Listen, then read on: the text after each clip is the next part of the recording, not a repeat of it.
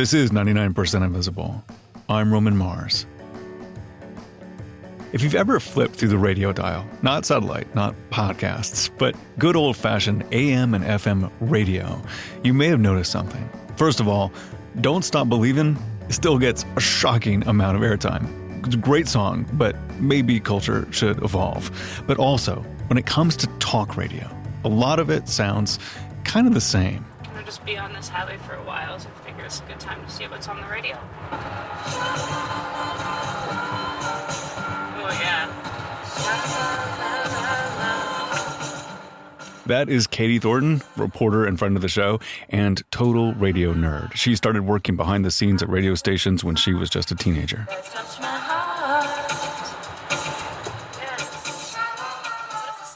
Whenever I go on road trips, like this one earlier this year from Minneapolis down to Memphis, or even just sitting around at home, I always let the radio be my companion.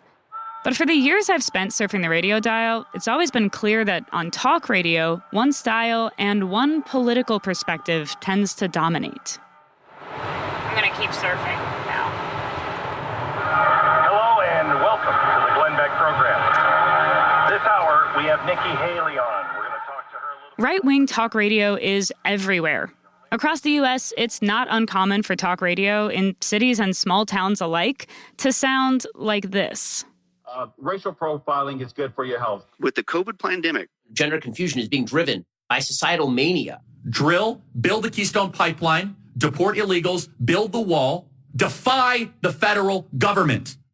As of this fall, 17 of the country's 20 biggest radio talk hosts were conservative. Only one was progressive. And that matters, because broadcast radio is still a really important medium. It has a higher reach than television. It's nearly neck and neck with social media for how Americans get their news. And in studies, it often ranks as the media format that Americans trust the most. Katie has just released a new 5-part podcast series with WNYC's On the Media about how one side of the political spectrum came to dominate broadcast radio, and how one company is using the airwaves to launch a right-wing media empire. Katie's series is called The Divided Dial, and it's out now. Today on our show, we wanted to talk with Katie about some of the little-known history behind how we got such lopsided airwaves. Okay, Katie, where do we start? Well, to get into the meat of our story about how the radio dial once had more diverse perspectives and how that arrangement was undone, I want to start in a time when radio sounded pretty different than it does today. It's pouring in from around the nation. It all comes into your Goodwill station. Listen. WDIA presents the award-winning feature, Brown America Speaks. In the middle of the last century, the U.S. radio dial was a rare, publicly accessible space that was integrated. I hadn't really thought of it as a place that could or couldn't be integrated, but it makes so much sense. I mean, you could go to the radio and hear thoughts and conversation and music of people that were from different places and different races and different backgrounds. Right. On some stations, a variety of voices could be heard. There was black talk radio and music, some religious shows, some union stations, but it was far from perfect. In the mid-1900s, most radio stations were still white-owned, largely because at first the government wouldn't even grant broadcast licenses to black or Jewish Americans. And in the middle of the century, there was one movement in particular that was finding it hard to get airtime. Mark Lloyd, professor and former associate general counsel at the FCC, is going to tell us more. The folks who had money and made determinations about what got on television or radio were interested in. They were not interested in the appeals of Martin Luther King. I can't say I'm surprised that the early civil rights movement was not getting much airtime back then. Exactly. Unfortunately, it's not very surprising. Though I should say this was the golden age of black radio, with really popular DJs across the country using their influence to promote civil rights and to spread the word about demonstrations and marches. But there were a lot of white-owned stations who were determined not to air black voices. And this was especially true in the South, but in the North as well. They weren't interested in, what it was that Thurgood Marshall had to say about the Brown v. Board of Education and how it was being implemented in schools. That's not what they wanted to hear. Mark isn't mentioning Thurgood Marshall out of nowhere. In 1955, an incident involving Marshall actually kicked off a legal saga that would prove to be a revolution for radio. Future Supreme Court Justice Marshall had successfully argued Brown v. Board, which desegregated schools, and that fall, in 1955, he was interviewed on NBC. The program was sent out to NBC affiliate stations, but one of those stations, a joint radio and TV station called WLBT in Mississippi, decided they didn't want to run it, and they cut the feed. Wow. And so this was this ideologically motivated interruption. Yeah, absolutely it was. The manager of the station was an avowed white supremacist, and this was not the only time WLBT refused to cover the civil rights movement, or even just air the voices of Black Americans. Black folks in Mississippi and in the Jackson, Mississippi area, which were roughly 40% of the population, were not allowed to even buy time on the station. And so the folks in the local area were hearing one particular perspective about the civil rights movement. They weren't hearing both sides.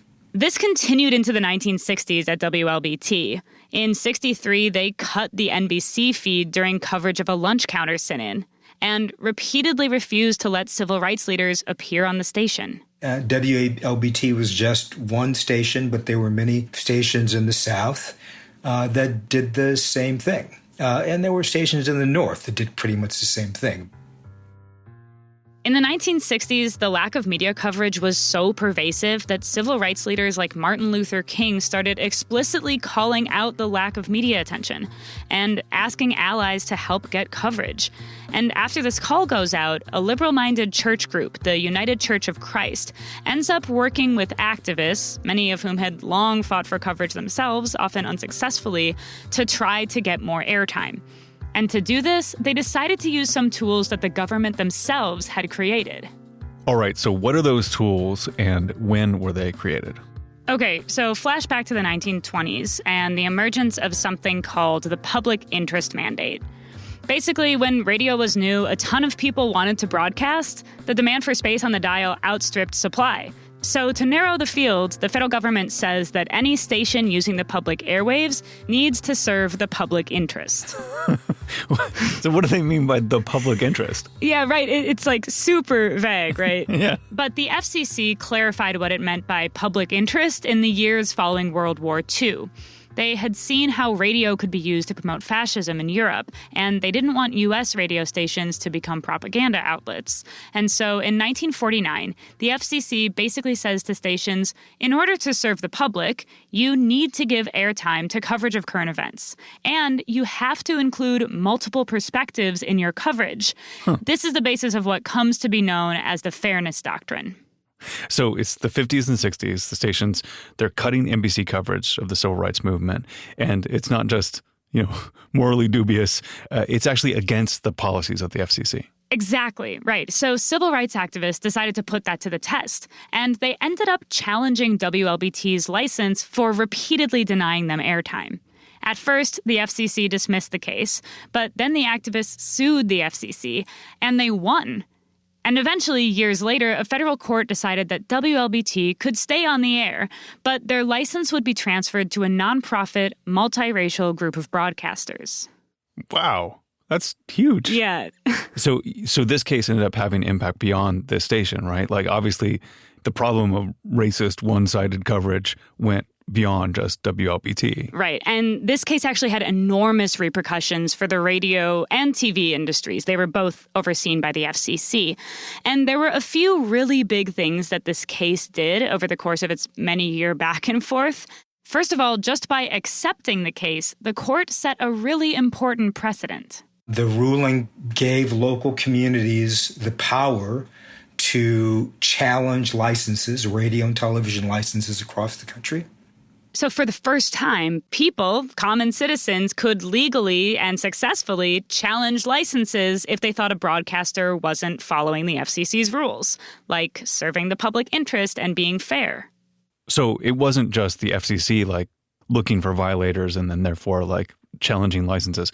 People actually took the power in their own hands to challenge licenses around the country. Yeah, yes, exactly. People could write to stations saying they weren't being balanced in their coverage and asking for airtime for certain issues. And now, all of a sudden, the station actually felt pressure to listen to them. Huh.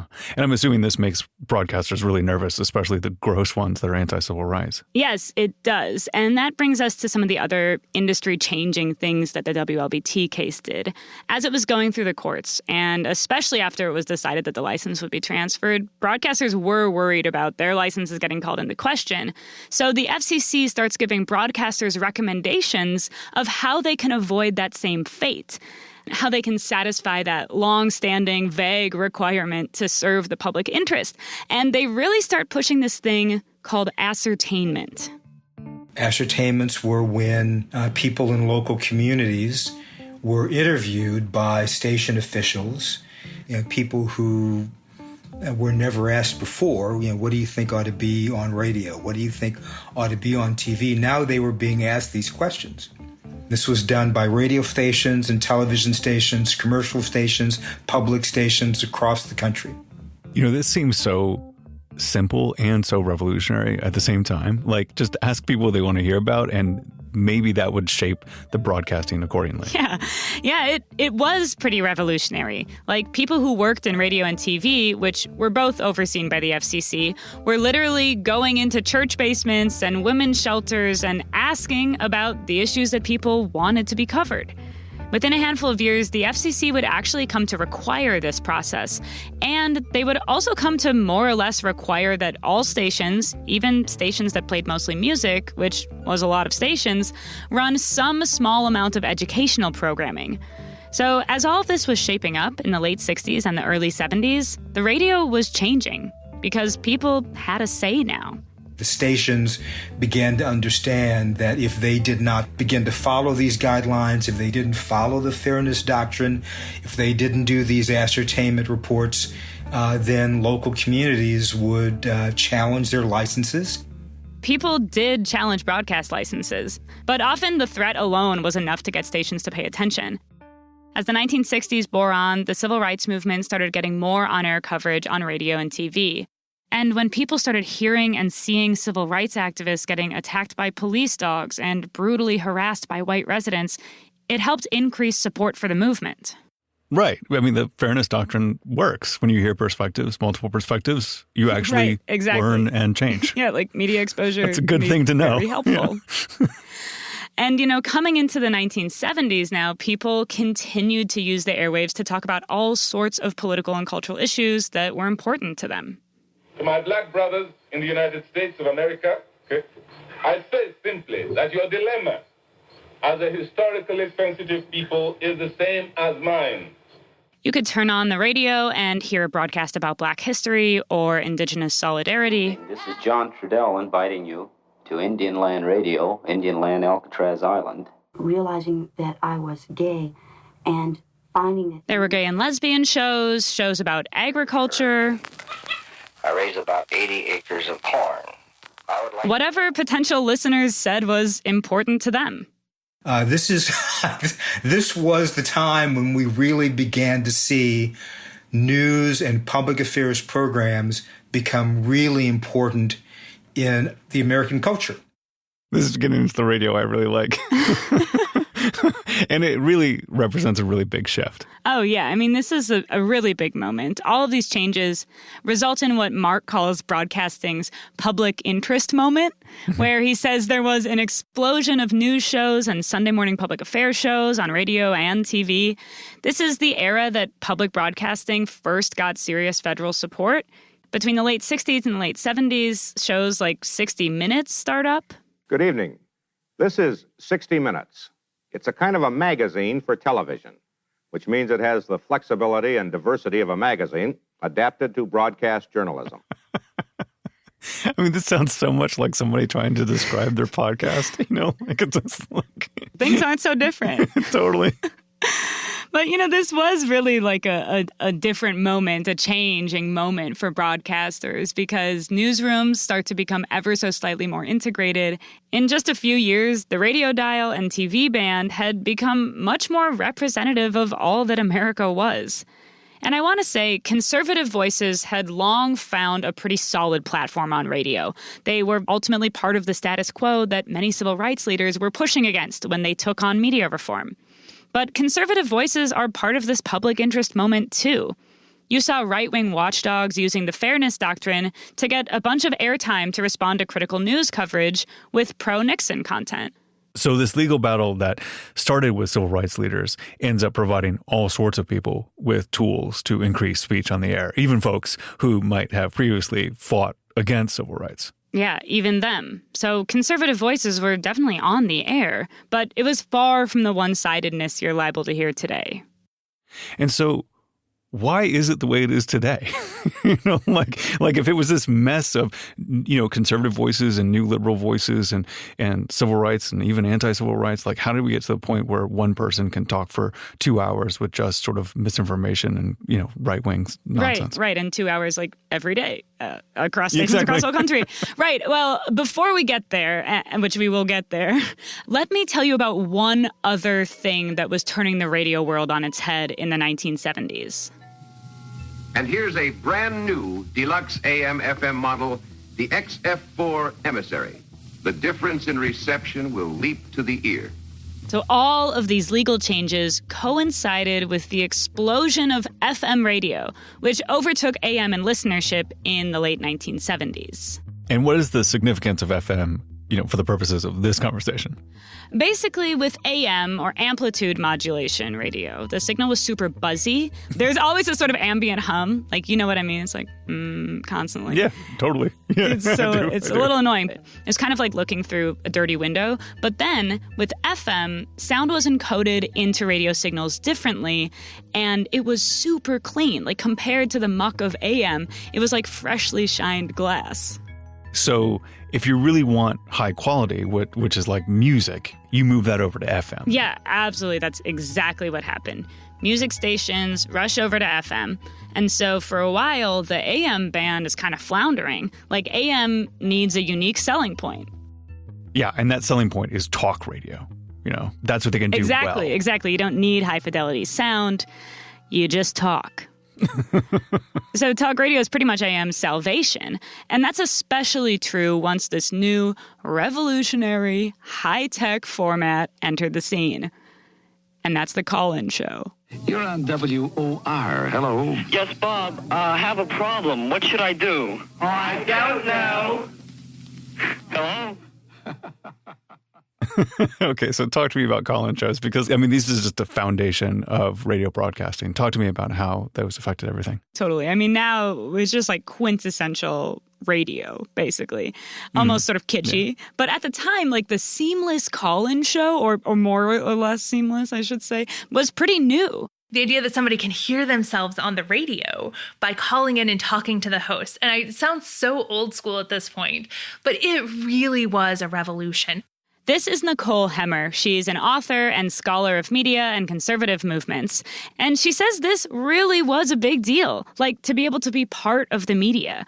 There had been some call-in shows in the past, like as early as the 1920s, but basically the host would answer the phone and either hold the receiver up to the microphone or they'd just take the call privately with a live mic and say, okay, listeners. So what the caller said was...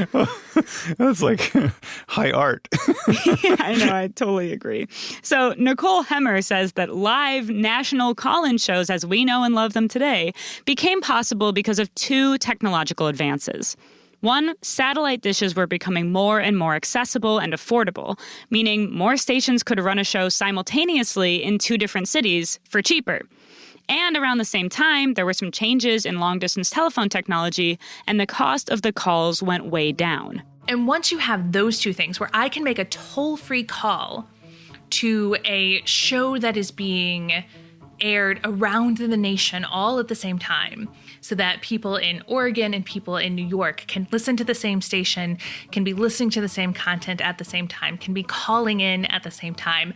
now you can have a national conversation on radio. Our phone lines are now open on The Larry King Show. From all time zones, the number to call is 703-685-2177. Thank you very much, Fred Lowry, our special guest. And it changes the medium because it makes it more interactive.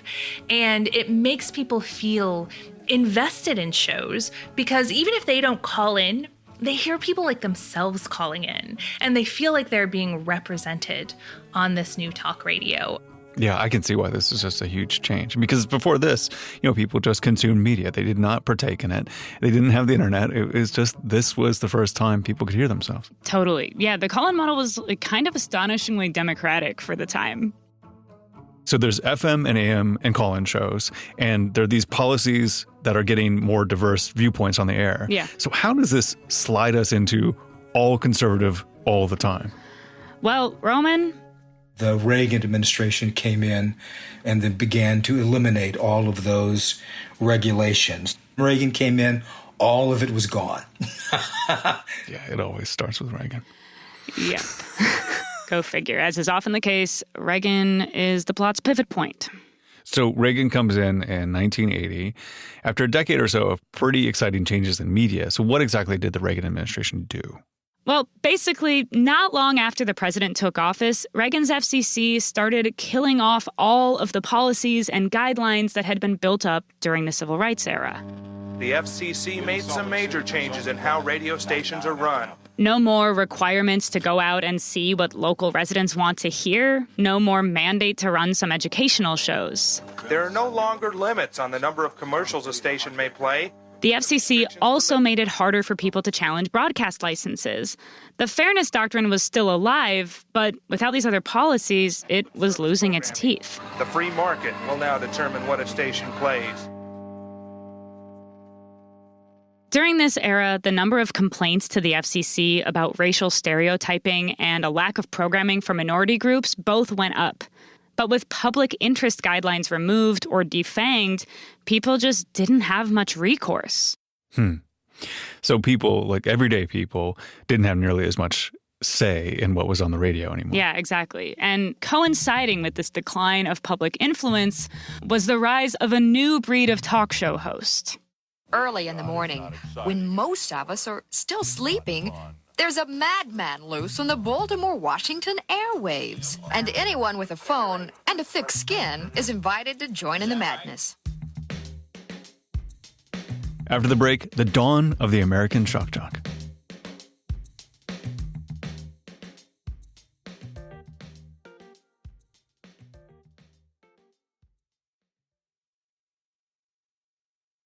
All right, so after years of this public interest agenda being an animating principle within the FCC, Reagan got into office and basically deregulated the living hell out of broadcasting. And this coincided with the rise of a new, loud, provocative type of radio host. That's right. This was the era of the shock jock. It's basically brash, offensive, high-energy disc jockeying. Man, when I get to your age, I hope they shoot me. Oh, I hope so, too. So this is Howard Stern? Yes. The all hail Howard Stern of Sirius XM Radio? Yes, that is correct. This is Howard Stern, pioneering shock jock king. I mean, but Stern, especially when he started, wasn't especially political. I mean, he's become politicized over the years, but he wasn't like a political talk show host. He was just trying to get people's attention. Right, exactly. Just shocking people. Yeah. Shock jocks were rarely political, especially in the early days. They were mostly just kind of like lewd or gross, shocking, as is in the name. But as that sort of brash new style got popular, it became clear that political talk could bring that shock jock energy too. My dear, anybody who's programmed like you is per se a racist. Per se. Wonderful Christian mother. Honey, taught me the right way. You are committable. Goodbye. 761. This is Alan Berg. He was a liberal talk radio host out of Denver. He got started in the late 1970s and was really taking off in the early 80s. He was Jewish and was known for being pretty vitriolic and calling out racism and bigotry. I think the Jews are still firmly in control of the Soviet Union. I think they're responsible for the murder of 50 million white Christians. You think so, huh? Yes, I do. I think you're sick. I think you're pathetic. I think your ability to reason and use any logic is a tragedy. Why don't you put a Nazi on your program and then you'll have somebody... Sir, you are a Nazi by your very own admission. Thanks so much. It means that that's right. You heard it. Okay, 861-TALK, 861-825. Given what we know about AM and FM talk radio now, this is very surprising to hear. I mean, it's got the in-your-face, confrontational talk show vibe, but it's from the opposite side of the political spectrum. Totally. It is surprising. And to paint a picture of how he was received, at one point, there's this poll that goes out in Denver that asks residents to name the city's most beloved media personality and its most despised. And Alan Berg won both awards. That's a feat. Yeah, it's kind of incredible. Yeah. And Alan Berg was super well known. I mean, he was on a huge station. His show could be heard in about 30 different states. But obviously not everyone used their radio platform to call out racism and bigotry. That is true. And a heads up that this next section is going to include some really hateful talk radio. Let me put it to you this way. The NFL, all too often, looks like a game between the Bloods and the Crips without any weapons. Okay, here he is. This is Rush Limbaugh. Yes. For the uninitiated, Rush Limbaugh is known for these racist diatribes and also for calling feminists feminazis and for some incredibly homophobic recurring segments, for vilifying the poor. You name it, he probably said it. And not to state the obvious, but this is very different from what Alan Berg was doing. Yeah, a lot of people have referred to Alan Berg as a sort of Limbaugh of the left. And it's true, their styles were similar. I mean, their styles may have been similar, but Berg was calling out racism and Limbaugh was literally just spreading racism. Yeah, exactly. It's actually really interesting to look at Limbaugh's trajectory because I think it kind of tells a story in itself. Limbaugh had always been a radio guy, but not always the most successful one. Over almost 2 decades in radio, he was fired as a DJ from 6 stations. But during these years working on and off behind a mic, he noticed something. When he talked about politics, which wasn't something he really cared about in his early years, the phones lit up. This was the 1970s and into the 1980s, right as America was experiencing the start of a conservative wave, fueled largely by backlash to the civil rights movement and the rise of the religious right. And Rush rode that wave all the way to the host chair. In 1984, a radio station in Sacramento took a chance on Rush and gave him his own show. And this is where he really found his sound. Yes, and while I really don't feel like we need to give Limbaugh much airtime, he had a lot of it in his life, I do think it's important to hear just a bit more of what this sounded like, because you can hear a lot of similarities to present-day talk radio, in everything from the conversational, if totally hostile tone, down to the really biting and just abhorrent and false commentary. How many of you guys, in your own experience with women, have learned that no means yes if you know how to spot it? This is hard to listen to. Yeah, it's really hard to listen to. But, Rush's political and cultural rants made phones ring off the hook. Ratings soared, and that meant more advertisers. And Limbaugh, from the beginning, was not shy to admit that he was in it first and foremost for money. So he did more of what sold. So we've got Limbaugh and Berg as pretty much polar opposites, using a similar style to reach listeners. Yeah, and you can imagine a world where these two fast-talking, in-your-face hosts are duking it out and fighting about politics over the public airwaves.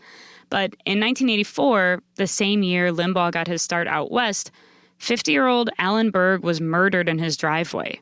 And I'm going to play you some tape from Berg's home station, KOA, from the night of his murder. It's from his friend and fellow KOA host, Ken Hamblin. It honestly still gets me really choked up, even though I've heard it now dozens of times. 10:39 KOA time, and I'm still trying to piece information together. Off the air, I'm finding out that someone passing in a vehicle using a semi-automatic weapon or an automatic weapon, I'm not sure which, fired upon Alan Berg when he was exiting his vehicle in front of his home. To describe how I feel right now, I've got a high-pitched ringing sound in my ears. My head is throbbing. And I can't believe it. Berg was killed by members of a newly formed white supremacist group called The Order, founded by a man named David Lane, who drove the getaway car from the scene of Berg's murder. And remember that caller we heard earlier, the one who Alan Berg called a Nazi by his own admission? Yeah. That caller was David Lane. Oh my God. Ugh. So he was like a regular listener and called into the show. Yeah. Yeah, he listened, called, talked to Allenberg, and proceeded to organize his murder. And Lane died in prison in 2007. And he remains a really influential figure in the white supremacist movement of today. I tell you, we used to sit down at lunch, and Alan always used to say, they're out there, but you can't worry about them. They're out there. You can't worry about them. You never know, you never know where the nuts are going to come from, is what he used to say. So you live from day to day. It's just so sad. Yeah, it's really hard to listen to. So at this time, this style of brash political talk, it's gaining steam, and the left just lost one of its most prominent up-and-coming voices to white supremacist violence. That's right. And just a few years after that came a change in the national radio landscape that allowed provocative political talk to reach whole new heights. This week, the FCC voted down the Fairness Doctrine by a vote of 4-0. What do you think this is going to mean for the average consumer of news and information? Various pundits think that eventually it will cut off minority viewpoints that have been using the doctrine to get heard. The Fairness Doctrine was that piece of policy that required stations to present multiple perspectives on coverage of controversial issues. This is like the cornerstone of why there were multiple voices on the air. Yeah, that's right. In practice, the Fairness Doctrine had already been weakened when other public interest guidelines went out the window. Mm-hmm. But this was its formal death blow. And so what was Reagan's and the FCC's basis for getting rid of the Fairness Doctrine, besides just, a love affair with getting rid of all government regulations? Yeah, basically, the Fairness Doctrine was built in part on that idea that there weren't enough channels or radio frequencies for everyone who wanted to broadcast to get on the airwaves. Yeah. So having one of those stations was considered a privilege. And part of what you had to do in exchange for that privilege, they had said, was to present multiple perspectives. But Reagan's FCC points to a new thing called cable television to say that scarcity argument isn't really relevant anymore. So the idea was that with cable, there are now tons and tons of channels. So if you don't get airtime on one station, you can just go to a different one, or you can just make your own. Right. Yeah, that's the idea, but there are some flaws with that argument. First, not everyone had cable. Right. Also, you can't watch cable while you're commuting to work or working on a job site. Mm-hmm. Plenty of people still relied on radio, not television, for their news, which, is still the case today. Yeah. And also the existence of cable TV doesn't mean there's suddenly more radio frequencies available. Right. Exactly. That's another huge flaw in the argument. So describe to me what happens after the Fairness Doctrine dies. Yeah, well, highly political, often vitriolic talk radio without any counterpoints skyrocketed. And their breakout star was Rush Limbaugh. He talked about the Fairness Doctrine a lot on his show. He went into national syndication for the first time in 1988, which was the year after the Fairness Doctrine was eliminated. When lawmakers would try to reinstate the doctrine in the years that followed, a bunch of people on the right would call it the Hush-Rush bill. So for Limbaugh, the end of the Fairness Doctrine was a permission slip to kind of say whatever he wanted. And there was certainly an appetite for what he was saying. Rush gave voice to the grievances of a lot of people who were resistant to changes in culture and power. And Republican politicians understood that getting in good with Rush meant getting in good with his listeners. Yeah. I think I remember President George H.W. Bush literally carrying Rush's bags into the White House when he came for a visit. Right. That is the perfect image. Limbaugh had so much power over elected officials, and he inspired a lot of them too, including this guy. In the 1990s, Rush inspired me to start a radio broadcast of my own. I used to say I was Rush Limbaugh on decaf. And for 3 hours a day on the airwaves of small-town Indiana, I proceeded. And so that is Mike Pence. That is Mike Pence. Yep. Decaf Limbaugh, Mike Pence. He was among the many talk hosts inspired by Limbaugh. And by 1995, about 2/3 of political talk leaned right.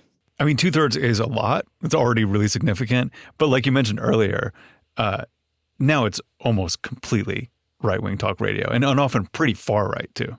Right. And there are a few other steps that helped us get there, including in 1996, something that really tightened the conservative grasp on the airwaves.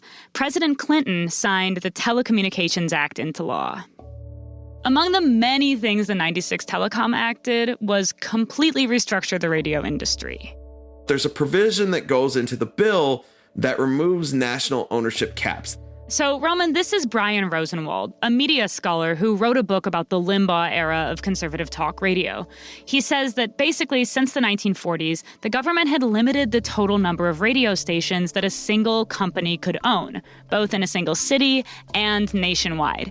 Those ownership caps had been increasing for years under Reagan, but in 96, that national limit was completely removed. And that ends up triggering massive, frenetic consolidation in the radio business in the late 90s, where companies are merging, companies are buying each other up. It basically becomes clear to most owners that you're not going to survive as like an individual owner. You either need to get big or get out.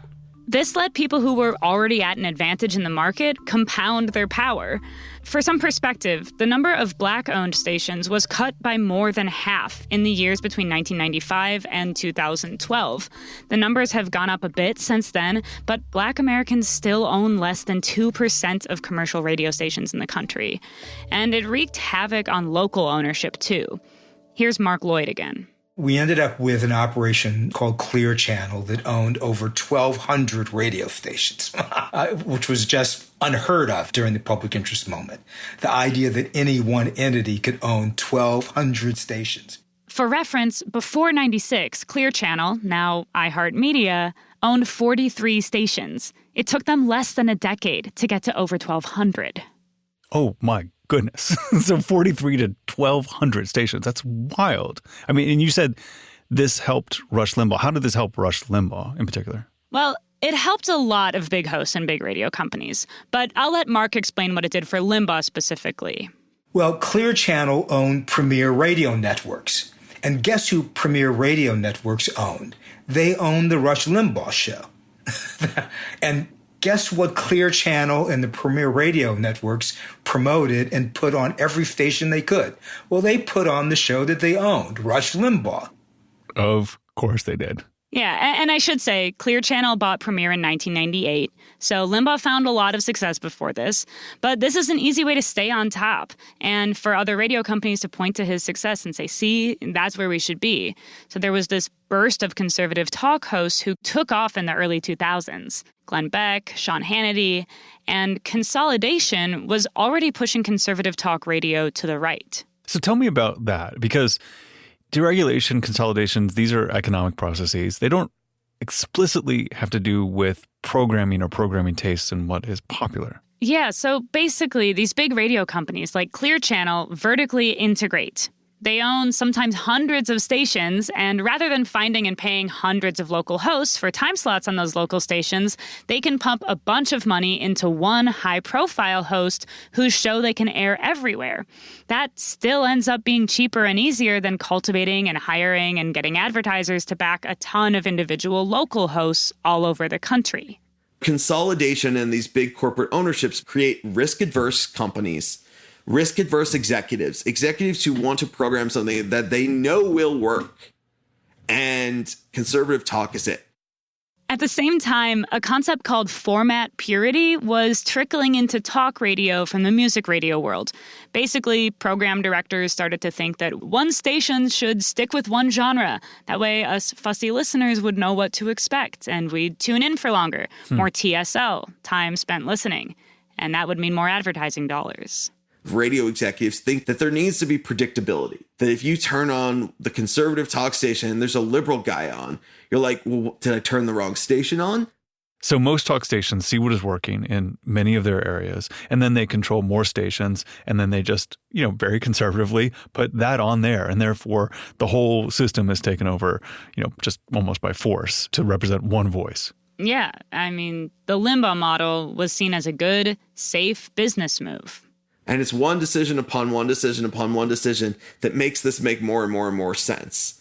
To the point that you get to the 2000s, and then they're like, okay, all conservative, all political, all nationally syndicated or mostly nationally syndicated. That's how we make our money. So conservative talk, it comes to dominate.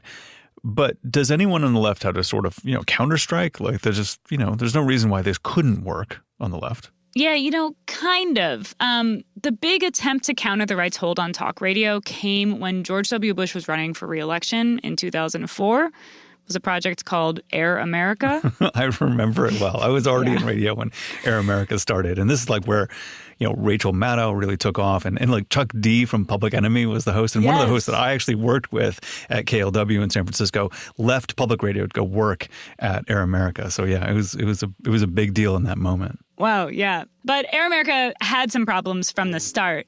A lot of hosts just didn't really have backgrounds in radio, and they didn't have great chemistry on their shows. And they also just didn't really do a great job of speaking to listeners across the country. Just wasn't really great radio, I guess. But importantly, beyond just the content, Air America also suffered from the exact same system that was giving Rush Limbaugh a boost. Remember, by this point, Clear Channel, with over 1,000 stations, owned the company that owned the Rush Limbaugh show. Air America didn't own any stations, so they had to convince existing stations to run their progressive talk shows. Which I imagine wasn't easy, with a lot of stations already airing conservative talk program from morning till night. Right. Air America went bankrupt in 2006 and were totally off the air by 2010. It's worth noting that there were other individual cases where liberal talk show hosts had success in some markets. But in general, the big companies just didn't really run them. They could afford not to. And I can imagine, as a liberal listener, just hitting a wall of conservative talk when you turn on AM radio, you just begin to not look for it anymore. And then there's this refuge inside of public radio, which gives you some nuanced and complex views and longer stories. And therefore, then things just stay the way they are, because why would any liberal upstart, find purchase in that landscape? Because I'm not looking for it. And I've given up so long ago that it doesn't really matter. Yeah, definitely. I think that's a huge part of it. But a lot of people still rely on talk radio for their news and information and entertainment. Mm-hmm. And so those folks are getting pretty much one viewpoint.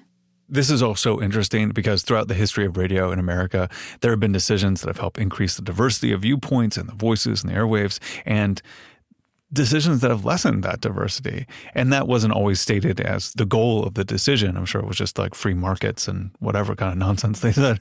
But that was the impact. It lessened diversity. Yeah, definitely. I mean, it was a decision to put policies in place that could help increase perspectives on the airwaves, and it was a decision to do away with them. The market is not neutral or natural. Leaving things to the market is also a design choice. The erasure of those civil rights era broadcast victories that gave some local input and local control, the end of the fairness doctrine, allowing massive consolidation within the industry, those decisions helped make it so that the farthest reaching voices didn't need to be the most representative ones. And a voice like Rush Limbaugh, whose rhetoric was extreme, didn't have to speak to everybody, or even a majority. But with behind-the-scenes structures working in your favor, you can bring the extreme into the mainstream and make it look organic. But it's not organic. Like you said, it's totally designed. I mean, these are decisions that people make, and you could make different decisions if you wanted a different outcome.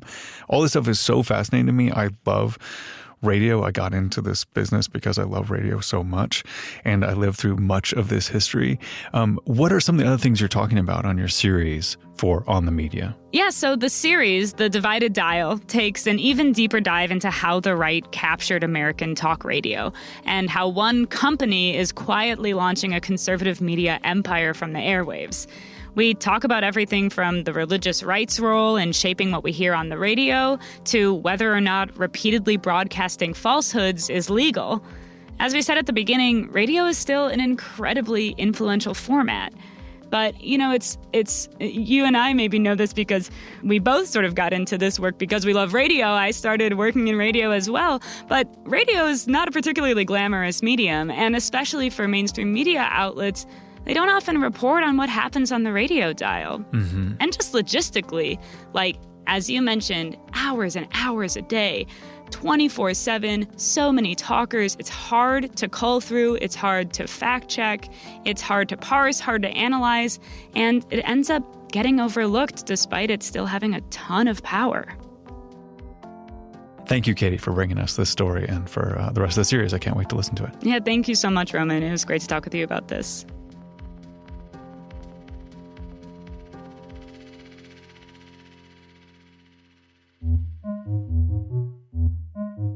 "99% Invisible" was produced this week by Katie Thornton with help from Emmett Fitzgerald and Abigail Keel. Edited by Kelly Prime. Mixed by Amita Kanatra. Music by our director of sound, Swan Rial. Delaney Hall is the senior editor. Kurt Kolstad is the digital director. The rest of the team is Vivian Leigh, Christopher Johnson, Martine Gonzalez, Chris Berube, Lashima Dawn, Jason DeLeon, Jacob Maldonado Medina, Joe Rosenberg, Sophia Klatzker, and me, Roman Mars. Special thanks this week to Katja Rogers, executive producer of On the Media and tireless editor of Katie's series. Katie Thornton's series, The Divided Dial, is produced by WNYC's On the Media with support from the Fund for Investigative Journalism. You can find On the Media at onthemedia.org. 4 of the series' 5 episodes are out now. The finale is out soon. It's available in the On the Media feed, wherever you get your podcasts. And you can follow along with Katie's other work on her website. It's katiethornton.com, or on Instagram, it's Katie Thornton. The 99% Invisible logo was created by Stephen Lawrence like 13 years ago and has never changed. It's that good. We are part of the Stitcher and SiriusXM podcast family, now headquartered 6 blocks north in the Pandora building in beautiful Uptown, Oakland, California.